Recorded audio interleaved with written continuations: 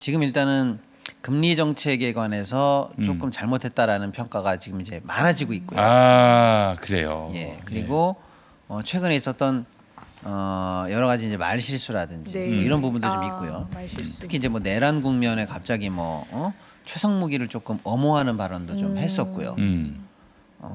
여러 가지 이제 돌출 상황이 지금 그렇게 좀 썩 우호적이지가 않은 상황이에요. 나는 이런 점에서 보면 이대남 삼대남이 굉장히 합리적이다 이런 생각이 드는 게 이게 적이 없어요. 일체감, 정치적 일체감. 예를 들면은 저 같은 사람은 국민의힘이 아주 싫거든요. 네. 네. 국민의힘과 정치적 일체감이 없는 거 아니겠습니까? 국민의힘이 너무 싫어가지고 그 반대편 정당에 대한 일체감은 또 있어요. 네. 근데 이대남 삼대남은 그런 게 없기 때문에 지지하다가도 영 아니다 싶으면 바로 돌아서는 네 그런 또 정서가 있습니다.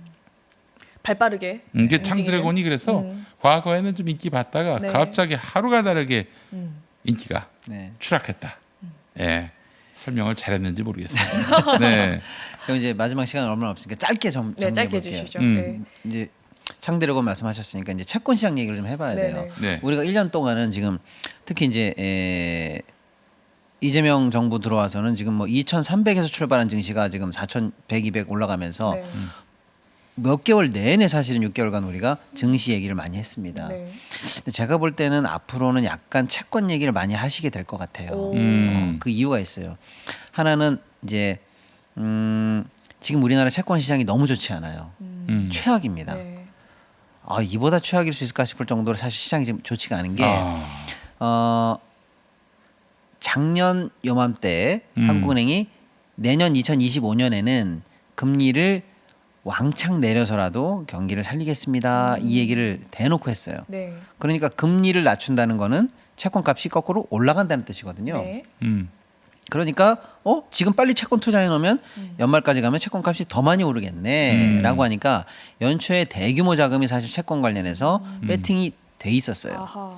그런데 연중에 이제 금리 동결을 지금 계속 4회 이상 하면서 네. 금리가 안 내려가요. 그러니까. 또 경기도 박살날 줄 알았는데 이재명 정부 들어와서 많이 지금 반등하고 있습니다. 네. 그러니까 연초의 예상과 일단 달라져서 시장이 그러니까 금리를 안 내리니까 채권값이 안 올라가요. 네.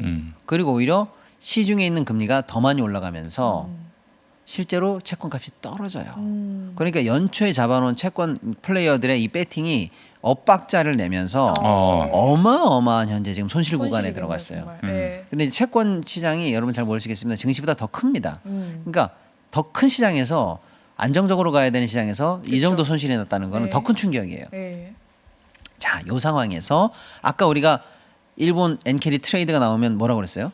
일본이 우리보다 국채 수익률이 더 장기채가 역전하면서 네. 우리가 금리를 추가로 또 채권 수익률이 올라가면서 우리 채권값이 더 떨어져야 되는 상황이라고 제가 네. 말씀드렸잖아요. 네. 엎친 데 덮친 격으로 일본에서 또 한 방 친 거나 마찬가지예요. 그렇죠. 자, 그런 상황에서 미국이 금리를 내릴 거라고 그랬잖아요. 네. 그럼 미국이 금리를 내리면 아까 일본이 금리를 올리니까 일본 국채 수익률이 올라간다고 그랬잖아요. 네. 따라서 가는 거잖아요. 네. 근데 미국은 지금 금리를 내일 내린다는 거잖아요. 네. 그럼 미국의 국채는 금리를 내려야 돼요. 근데 지금 여기서 금리가 안 내려가는 발작 현상이 나옵니다. 이상한 거죠. 네. 내려가야 돼요. 그러니까. 국채 수익률 낮추고 네. 시중금리 낮추기 위해서 금리를 낮추는 건데 네. 금리는 낮추는데 국채 수익률이 올라가는 현상이 지금 미국에서 나타나고 있어요. 왜냐하면 아까 제가 점도표의 분산, 분열 분열도. 이 얘기를 네. 했던 네. 것처럼 AI라든지 증시라든지 이런 걸 걱정하는 세력도 분명히 있지만 야, 물가 위험하잖아. 그렇죠. 이렇게 얘기하는 사람이 많다는 것도 또한 현실이거든요. 아. 그런데 어쨌거나 저쨌거나 미국 연준이 금리를 낮추는 거는 낮출 것 같아요. 네. 그러면 낮춰서 이 상황에서 돈이 많이 풀려버리면 네. 증시는 당분간 그 늘어난 돈과 유동성 잔치 때문에 올라가겠지만 네. 시차를 두고 그렇죠. 1년이나 2년이나 2년 3년 뒤면 뭐가 돼요? 그 풀린 돈 때문에 물가가 엄청 오르게 되고 그렇네요. 인플레이션이 생길 가능성이 매우 많아지고 그럼 어떻게 돼요? 다시 또 금리를 올려서 그 돈을 또 뽑으려면 어쨌거나 또 더 큰 고통은 뒤에 따른다. 이거는 또 정해진 수준 아니냐라고 보는 거예요. 그러니까 단기간의 금리 인하가 자산 시장에 유동성을 공급해 주는 거는 환호하지만 분명히 후과가 있을 거야라고 생각하니까 그 2년, 1년, 3년, 5년, 10년 뒤에는 반드시 금리 올린다. 인플레 온다. 네. 그럼 어떻게 해? 그때 금리 올라갈 거니까 2년짜리 채권, 5년짜리 채권, 10년짜리 채권의 금리가 지금 미리 올라가는 거예요. 아, 그러니까 또 기준금리를 낮췄음에도 불구하고 시중에서는 아니야. 나중에 금리 올릴 거라고 생각하니까 금리 관련한 민간 상품인 채권에서는 그래서 오히려 금리가 올라가는 기현상이 생기는 거예요. 그러니까 이쪽 채권 관련해서 기준금리 이쪽을 낮추면 좀 이따 올라가야 이쪽이 되는데. 같이 내려가야 되는데 내려. 이쪽을 낮췄는데 단기간에 낮췄지만 끝에 가서 다시 이게 올라가는 시장이 지금 이렇게 엇박자를 내고 있어요. 네. 자, 그 얘기를 기피하려고 하는 게 아니고 그래서 일본 채권도 올라갔는데 지금 미국 국채도 올라가죠. 네. 그러니까 우리 국채는 또 금리를 또 상방으로 잡아야 되니까 엎친 데 덮친 데 또 덮치는 상황까지 벌어져서 지금 채권 시장이 굉장히 안 좋아지고 있다. 좀 어렵습니다만 이해가 되셨어요? 이해했습니다. 예. 이런 상황이 되면 내년에 우리가 어떻게 되느냐? 이게 크게 만약에 회복되지 않으면 채권이 싸지니까 네. 채권 수익률이 올라가죠. 채권 금리가 올라가요. 네. 그러면 국채가 이 정도로 올라가면 국채보다 더 밑에 있는 거 민간으로 들어갈 수 회사채 같은 것들은 네. 금리가 더 올라가요. 그러면 기업들이 회사채 발행하면 네. 이자를 많이 내야 돼요. 기업의 부담이 또 커지네요. 기업 부담이 커질 네. 수 있어요 내년에. 네. 그래서 올해는 결론 저희 이제 오늘 시간이 없으니까 짧게 정리했는데 네.